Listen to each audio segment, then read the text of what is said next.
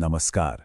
कभी सोचा है कि एक कलाकार, एक वैज्ञानिक और एक समाज सेवक, इन तीनों में कॉमन क्या हो सकता है? जवाब है देश के लिए उनका असाधारण योगदान।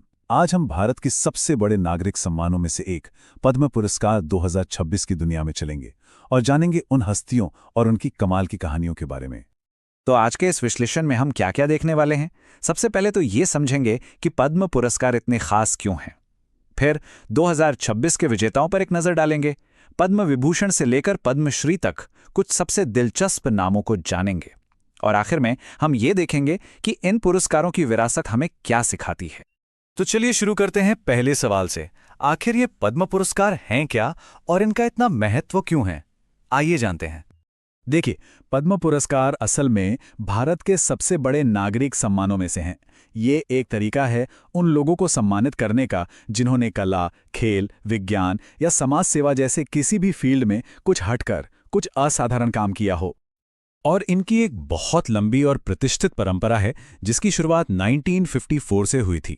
हर साल रिपब्लिक डे पर विजेताओं के नाम की घोषणा होती है और फिर मार्च या अप्रैल के महीने में राष्ट्रपति भवन में एक भव्य समारोह होता है जहां उन्हें यह सम्मान दिया जाता है। अब ये पुरस्कार 3 अलग अलग लेवल्स पर दिए जाते हैं।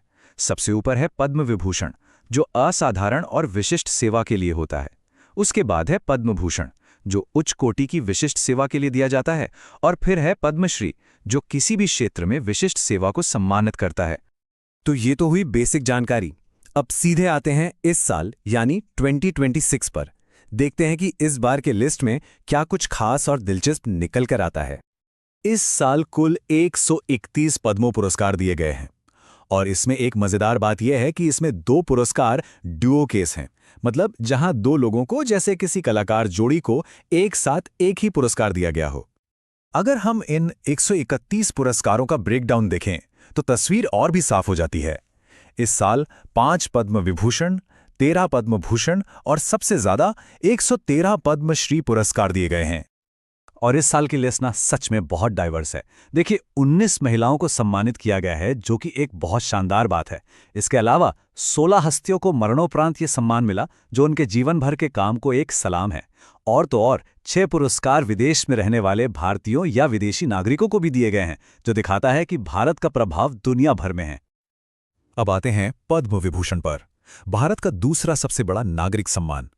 चलिए जानते हैं कि इस साल वो 5 महान हस्तियां कौन हैं जिन्हें ये गौरव प्राप्त हुआ है।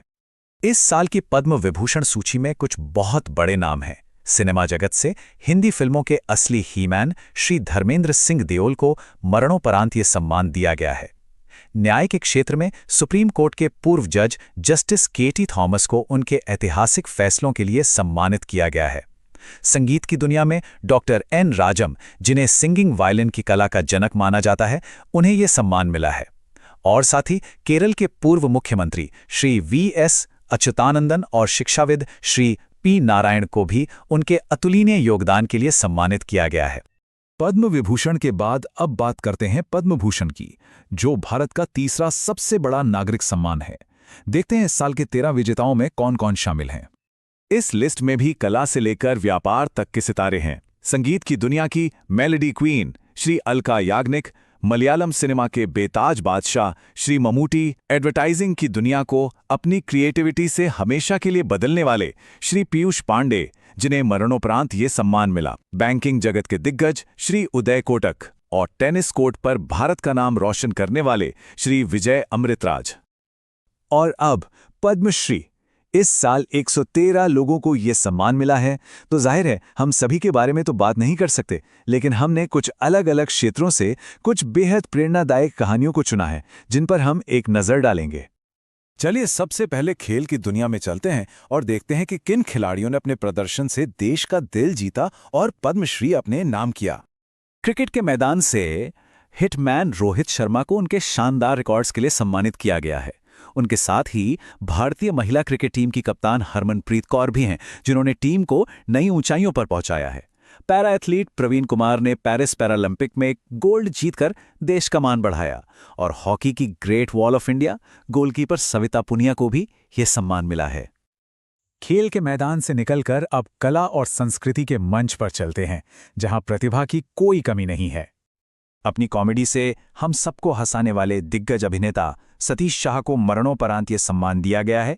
संगीत की दुनिया में रंजनी गायत्री की प्रसिद्ध कर्नाटक संगीत जोड़ी को उनके योगदान के लिए सम्मानित किया गया है। और साहित्य के क्षेत्र में प्रोफेसर शफी शौक को कश्मीरी भाषा का पहला व्यापक शब्दकोश बनाने जैसे अभूतपूर्व काम के लिए पद्मश्री मिला है। अब बात करते हैं उन नायकों की जिनका काम सीमाओं को लांघकर दुनिया भर में और देश के कोने कोने में बदलाव ला रहा है। सोचिए, एक तरफ अमेरिका में बैठे डॉक्टर प्रतीक शर्मा हैं जो कैंसर के इलाज में आर्टिफिशियल इंटेलिजेंस का इस्तेमाल कर क्रांति ला रहे हैं, तो दूसरी तरफ भारत के छत्तीसगढ़ में डॉक्टर रामचंद्र और डॉक्टर सुनीता गोडबोले की जोड़ी है जिन्होंने अपनी पूरी जिंदगी ग्रामीण इलाकों में सस्ती स्वास्थ्य सेवा देने में लगा दी। तो जब हम इन सभी विजेताओं की कहानियों को देखते हैं तो एक बड़ी तस्वीर सामने आती है। यह सिर्फ पुरस्कारों की एक लिस्ट नहीं है, यह असल में उत्कृष्टता की एक विरासत है। चलिए समझते हैं कि इसका क्या मतलब है। ये पुरस्कार सिर्फ एक मेडल नहीं है, ये उस टैलेंट, उस जुनून और उस सेवा की भावना का जश्न है जो हमारे देश की असली पहचान है। इस साल के पुरस्कार हमें 3 बड़ी बातें सिखाते हैं। पहली कि उत्कृष्टता किसी एक क्षेत्र तक सीमित नहीं है, ये पारंपरिक कला में भी है और अत्याधुनिक तकनीक में भी। दूसरी, सच्चा योगदान समय की कसौटी पर खरा उतरता है, इसीलिए हम उन लोगों को भी याद करते हैं जो अब हमारे बीच नहीं है। और तीसरी, भारत की प्रतिभा और प्रभाव की कोई सीमा नहीं है, ये दुनिया भर में फैला हुआ है। तो अंत में सवाल यही है, किसी देश का सर्वोच्च सम्मान पाने के लिए क्या चाहिए? शायद इसका जवाब सिर्फ असाधारण टैलेंट में नहीं, बल्कि उस जुनून, उस लगन और समाज पर एक पॉजिटिव और स्थायी छाप छोड़ने की क्षमता में छिपा है। ये हमें सोचने पर मजबूर करता है कि हम सब अपने अपने जीवन में कैसे योगदान दे सकते हैं।